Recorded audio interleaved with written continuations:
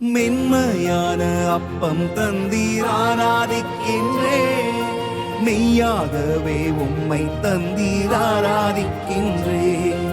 மென்மையான அப்பம் தந்தீர் ஆராதிக்கின்றேன், மெய்யாகவே உம்மை தந்தீர் ஆராதிக்கின்றேன்.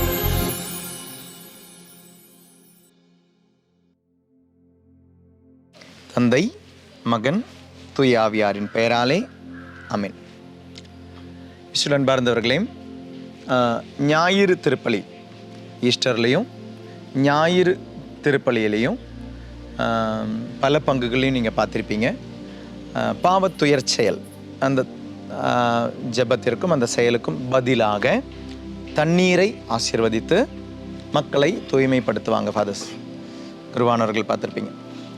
அது அந்த செயலுடைய அடையாளம் என்ன? ஞாயிறு திருப்பலியில் அந்த தண்ணீரை தூய்மைப்படுத்தும் பொழுது உப்பு தனியாக வச்சுருப்பாங்க, தண்ணியை தனியாக வச்சுருப்பாங்க. அந்த உப்பையும் தண்ணீரையும் வைத்து அதை ஃபாதர் ஆசீர்வதிப்பாங்க. உப்பை தண்ணீரில் போடுவாங்க. என் ஃபாதர் உப்பை போடுறாங்க, அதனுடைய அடையாளம் என்ன? அதனுடைய அடையாளம் இது தான். அந்த உப்பு நீங்கள் தண்ணியில் போட்டுட்டிங்கன்னு வச்சுக்கோங்களேன், அப்புறம் அந்த தண்ணீரில் அந்த உப்பு கலர்ந்து விடும். அது ரெண்டுமே ஒன்றாக இணைந்து விடும். இது ஆண்டவருக்கும் நமக்கும் இருக்கிற அந்த உடன்படிக்கையை காமிக்குது, அந்த உறவை காமிக்குது. நான் ஆண்டவரோடு இணையும் பொழுது பிறகு முழுவதும் என்னிலே இருப்பதும் என்னிலே செயல்படுவதும் என்னை வழிநடத்துவதும் ஆண்டவர் தான் இல்லையா? ஒரு 4 நாளுக்கு முன்னால் நம்ம இந்த பாயிண்டை பார்த்தோம். தூய ஆவியானவரால் நிரப்பப்படுபவர்கள் தூய ஆவியானவரால் வழி நடத்தப்படுவார். அது ஆண்டவருடைய பிள்ளைகள் யார் உள்ளே இருக்கிறாங்களோ அவங்க தான் அவங்கள வழி நடத்துகிறாங்க அப்படின்னு சொன்னால் அதுதான் ஆன்மீகம் அப்படின்னு சொன்னோம். நான் குறைய வேண்டும், அவர் வளர வேண்டும்.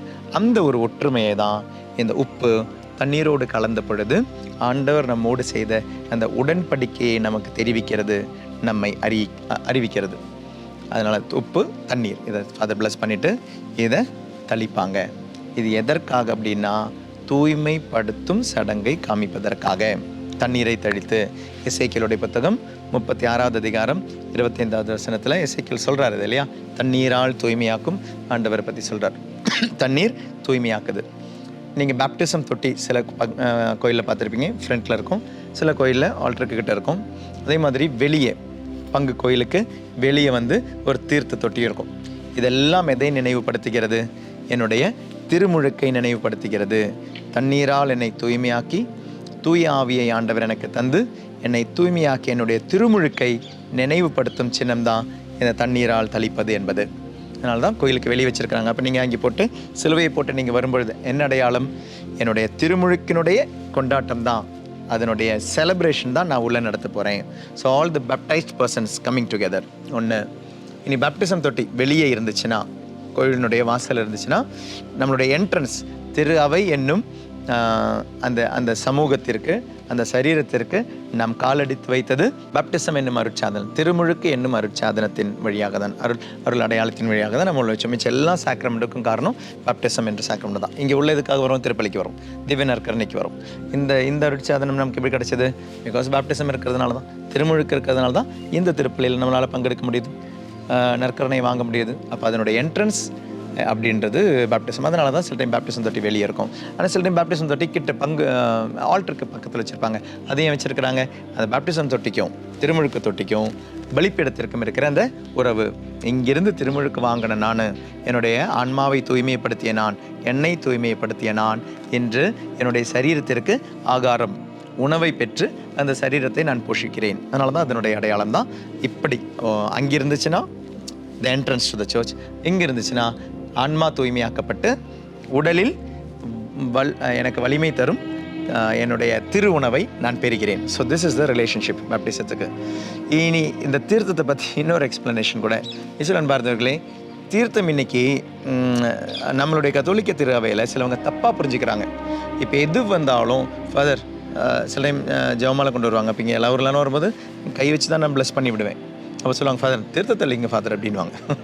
தீர்த்தத்தை அழிச்சு விடுங்க ஃபாதர். வேறு ஏதாவது பொருள் கொண்டு வராங்களா? அந்த திருச்சபையின் அதிகாரத்தில் குருத்த அதிகாரத்தில் ஆசீர்வதிக்கன்னு சொன்னாலும், ஃபாதர் கொஞ்சம் தீர்த்தத்தை அழிச்சு விடுங்க ஃபாதர். அந்த திருத்தம் யாரால் ஆசீர்வதிக்கப்படுகிறது? அந்த குருவானவருடைய கரங்கள் வழியாக தான் ஆசீர்வதிக்கப்படுகிறது. ஆனால் நம்ம ஆசீர்வதித்தாலும் உங்களுக்கு திருப்தி ஆகாது.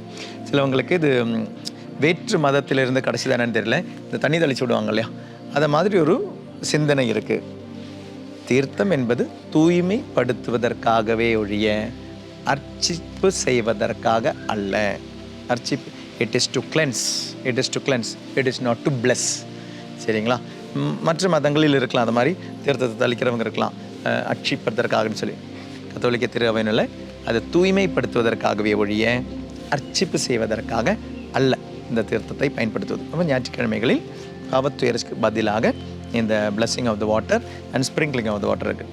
தண்ணீரை ஆசீர்வதித்து தண்ணீரை தளிக்கும் இந்த சடங்கு என்பது தூய்மையாக்கும் சடங்கு. அதனால் பாவத்துயர்ச்சலுக்கு ஈக்குவல் தான். அதனால தான் நேற்று நான் சொன்னேன் இல்லையா, அப்போ பாவத்துயர் செயல் என்பது பாவ சங்கீர்த்தனம் அல்ல.